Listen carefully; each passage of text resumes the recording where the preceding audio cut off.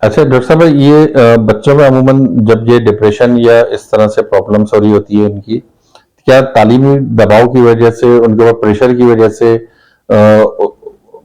तो एक ये डिप्रेशन में जा रहे थे, उसके नुकसानात क्या हो सकते हैं और बच्चा किस हद तक अपने आप को या इर्द गिर्द में किसी को नुकसान पहुंचा सकता है? देखिए, तालीमी हवाले से मैं नहीं समझती कि कोई डिप्रेशन होता है। हाँ, प्रेशर ज़रूर होता है उनको पढ़ाई का।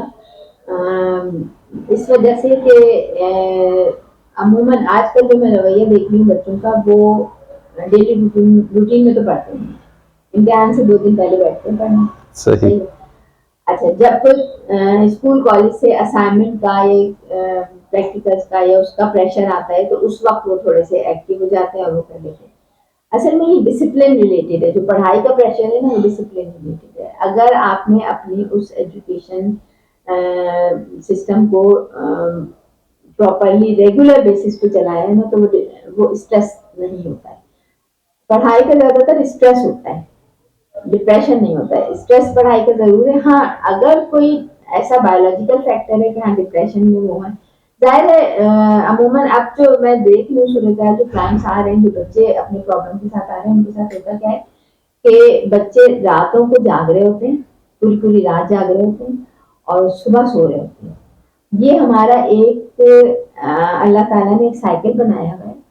अच्छा, उस जागने की वजह से वो पढ़ नहीं रहे होते हैं खाली जागने में। भाई अगर सिर्फ आप पढ़ रहे हो तो चलो, आपका स्टडीज का स्ट्रेस कम होगा। सही। उसमें सारे मल्टीपल चीजें हैं। कभी आप वीडियो देख रहे हो, कभी चैटिंग कर रहे हो, कभी किसी से छेड़ा। यानी अगर आपने रात को 4 घंटे जैग के पढ़ा है ना, तो उसमें मुश्किल से आपने आधा घंटा पढ़ा होगा। सही। सारा टाइम ऐसे ही वेस्ट हो रहा होता है। तो जाहिर है पढ़ाई का तो स्ट्रेस वहीं का वहीं रह गया, आपने वेस्टेज ऑफ टाइम हो गया। और ये जो साइकिल अल्लाह ताला ने बनाया है ना, रात को सोने का और सुबह जागने का, ये जितना इस साइकिल से हम दूर हटेंगे, उतना ही हम एब्नॉर्मलिटी की तरफ जाएंगे। सही। उसका रीजन ये है कि स्लीप डिस्टर्बेंस स्टार्ट हो जाती है। क्यों? कि अगर हम जिस टाइम पे हमें सोना है, एक टाइम होता है हमारे रात का, तकरीबन 10 से 12 के दरमियान का कह लें। हर एक का अपना अपना टाइम होता है, जिसको सर्केडियन रिदम कहते हैं। ये हमारा वो होता है, बायोलॉजिकल क्लॉक होती है हमारी। ये कुदरती तौर पर हमें नींद का एक प्रेशर आता है एक टाइम पे कि उस वक्त सो जाना है। सही। ठीक है। अच्छा, हम मोस्टली जो बच्चे हैं वो क्या करते हैं, वो टाइम, वो जो बायोलॉजिकल क्लॉक है ना, उसको गुजार देते हैं टाइम को। अच्छा, जब वो प्रेशर आपको कभी फील करें कि बहुत ज्यादा शिद्दत से नींद आ रही थी रात को 10 से 11 12 के दरमियान, अगर आप उस टाइम पे आप सो जाते हो और सिर्फ 2 घंटे भी सो लेते हो, 2 घंटे 3 घंटे जितना भी आपका, लेकिन वो प्रेशर नींद के टाइम पे अगर आप सो जाते हो, तो आपकी मेंटल कैपेबिलिटीज बढ़ती है।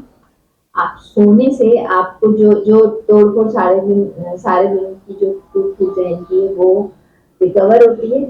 और आप अगर 2 घंटे 3 घंटे 4 घंटे, सुबह 5 बजे भी उठ जाओ ना आप, तो आप फ्रेश उठोगे। लेकिन अगर आपने वो रिदम तोड़ दिया और आप जागते रहे, अब वो जब नींद का वो टूटता है ना प्रेशर, तो आप 2 बजे 3 बजे तक जाग सकते हो, 4 बजे सही। फिर आप सो रहे हो। तो वो टाइम जिसमें आपकी ब्रेन की वर्किंग जो है वो स्मूथ होना थी, जिसमें जो टूट फूट है वो रिकवर होना थी, वो टाइम गुजर गया। अब आप सो रहे हो, तो उसमें आपको कोई इतनी ज्यादा बेनिफिट नहीं है।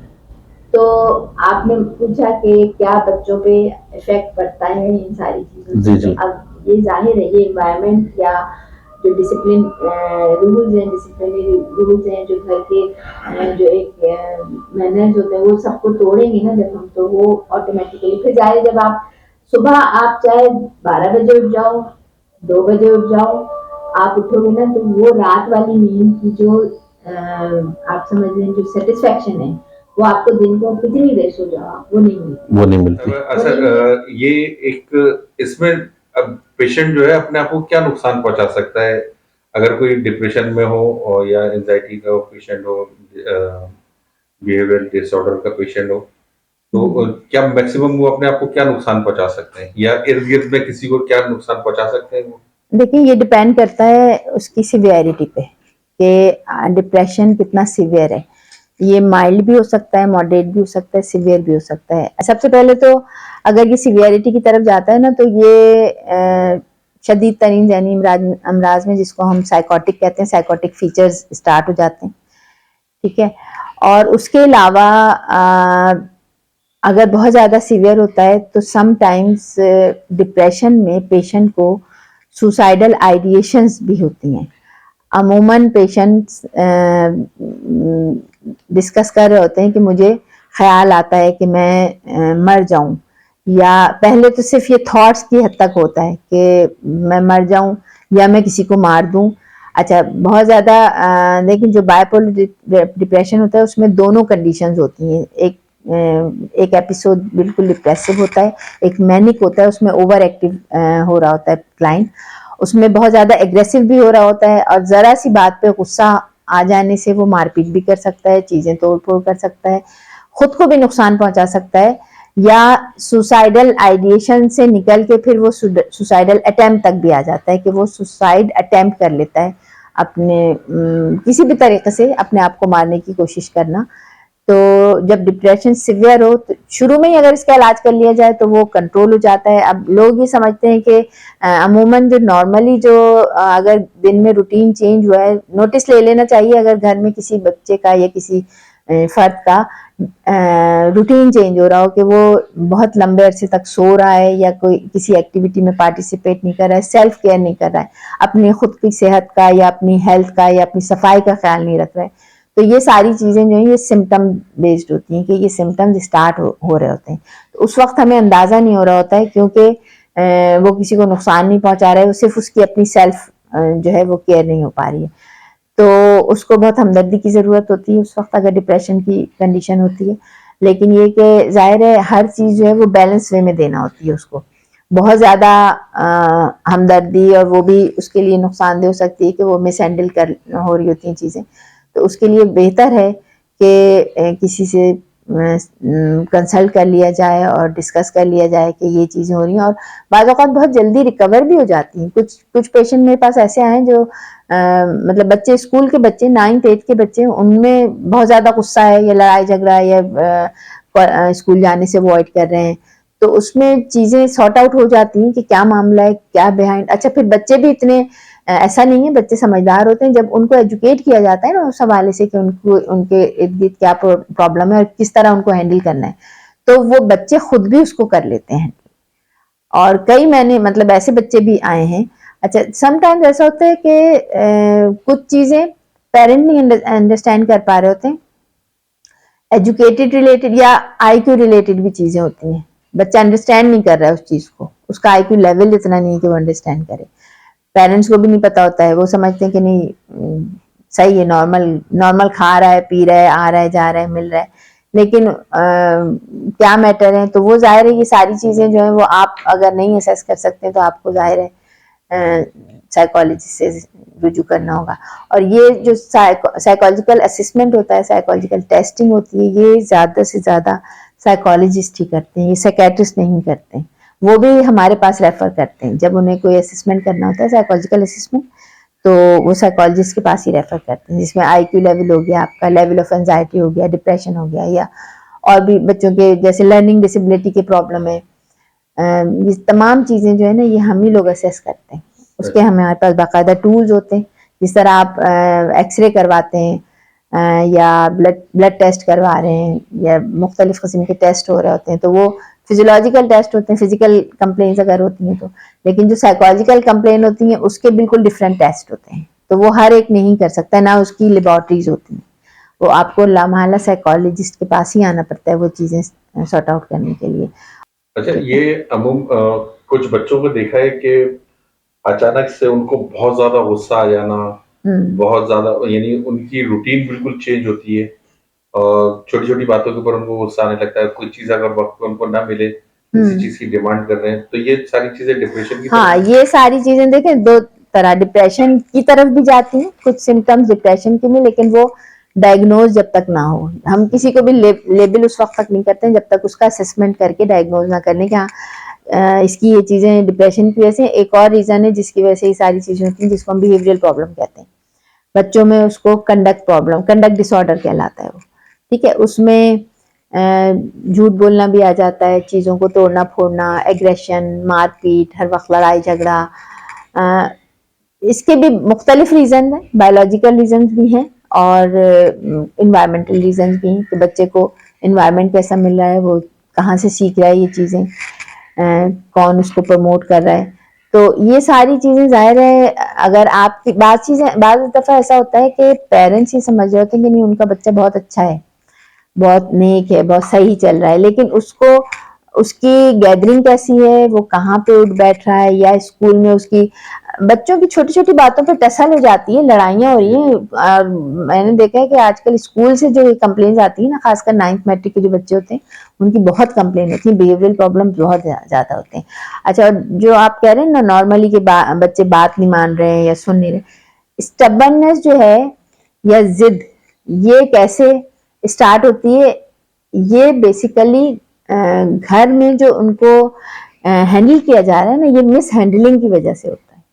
एक छोटा बच्चा है, फॉर एग्जाम्पल मैं, छोटा बच्चा है, वो आप उसको कोई चीज नहीं देना चाह रहे हैं, ठीक है, वो आपसे मांगने आया, आपने उसको कहा नहीं ये तुम्हें नहीं लेना है, सही है, वो बहुत रो रहा है, बहुत रोया, बहुत रोया, जब वो बहुत ज्यादा एक्सट्रीम पे रोने लगा तो आपने उसको चुप कराने के लिए वो चीज दे दी, ठीक है।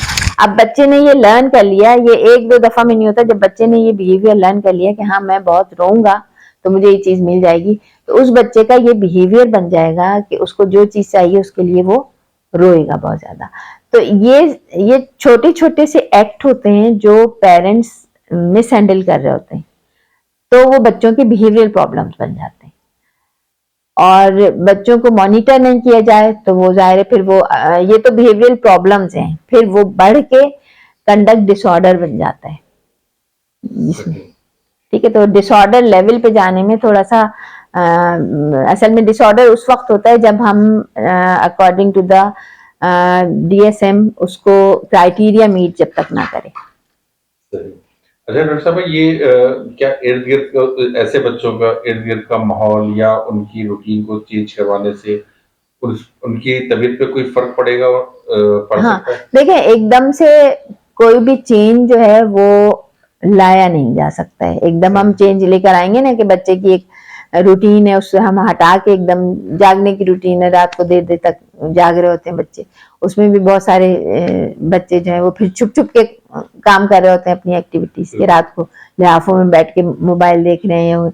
आप रूटीन एकदम से नहीं चेंज कर सकते हैं, हर चीज को ग्रेजुअली चेंज करना पड़ेगा। उसके लिए फिर डिफरेंट टेक्निक्स यूज करते हैं, डिफरेंट पेरेंट्स को फीडबैक देते हैं कि अब आपको इस तरीके से इसको हैंडल करना है, ठीक है। बच्चों को भी गाइड किया जाता है कि उनको मुख्तलिफ टोकन इकोनॉमी मेथड कहलाता है, बच्चों को मुख्तलिफ टेक्निक्स होती हैं जो यूज करते हैं और पेरेंट्स के साथ शेयर करते हैं, वो इस्तेमाल करते हुए उन बिहेवियर में चेंजेस लाई जा सकती है। जो नेगेटिव बिहेवियर होता है उसको हम नेगेटिव से पॉजिटिव ला सकते हैं। हाँ, कर सकते हैं। अच्छा, क्या ये जेनेटिकल डिसऑर्डर है या माहौल की वजह से ये प्रॉब्लम आती है? किस डिसऑर्डर की बात कर रहे हैं? ये बिहेवियरल डिसऑर्डर और अच्छा, इमोशनल ये बिहेवियरल डिसऑर्डर में ये है कि अगर एक्सेसिव एग्रेशन है और वो फैमिली में भी पाया जाता है, जैसे फादर बहुत गुस्से में, गुस्सा बहुत तेज है, एक्सट्रीम मतलब नॉर्मल से हटके, तो किसी हद तक वो जेनेटिक भी हो सकता है, ठीक है। लेकिन जेनेटिक डिसऑर्डर जो कंप्लेन्स होती है वो ट्रांसमिट तो होती है, लेकिन अगर उनको इन्वायरमेंट अच्छा मिले ना तो जरूरी नहीं कि वो बहुत ज्यादा बढ़ जाए, बहुत ज्यादा एग्जीरेट कर जाए। माहौल यानी दोनों चीजें, इन्वायरमेंट एंड यू समझ ले आप हेरिडिटी, दोनों चीजें मल्टीप्लाई होती हैं। अगर इन्वायरमेंट अच्छा मिल गया, हेरिडिटी में अगर वो चीज है भी तो वो इतना ज्यादा नहीं बढ़ेगी, इन्वायरमेंट बहुत अच्छा रिच इन्वायरमेंट मिला हुआ, तो ये डिपेंड करता है। अच्छा, ये जो टीनेजर्स कह रहे हैं आप, और या बड़ों में, यानी हम टीनेजर्स के और बड़ों के बिहेवियर्स में कोई फर्क होता है? अगर उनको डिसऑर्डर हो जाता है, बिहेवियरल डिसऑर्डर हो या इमोशनल डिसऑर्डर हो, उसकी वजह से के दोनों के चेंज होते हैं या सेम सिम्टम्स होते हैं दोनों के? नहीं, ये डिपेंड करता है प्रॉब्लम के ऊपर कि किस किस्म का प्रॉब्लम है, लेकिन एक चीज है कि जब हम अर्ली स्टेज पे जब असेसमेंट करते हैं ना, तो 18 इयर्स ओल्ड तक ये चीजें जो है ये बिहेवियरल डिसऑर्डर या ये काउंट होती हैं, लेकिन after 18 years personality disorders develop हो जाते हैं, यानी वो फिर कैटेगरी उसकी चेंज हो जाती है, वो पर्सनैलिटी डिसऑर्डर हो जाते हैं, उनको चेंज करना ज़रा सा डिफिकल्ट होता है। लेकिन जैसे अगर अर्ली स्टेज पे 10-12 साल का बच्चा है तो उसको फिर भी हम जो है जल्दी ठीक रिकवरी के चांसेस जल्दी होते हैं।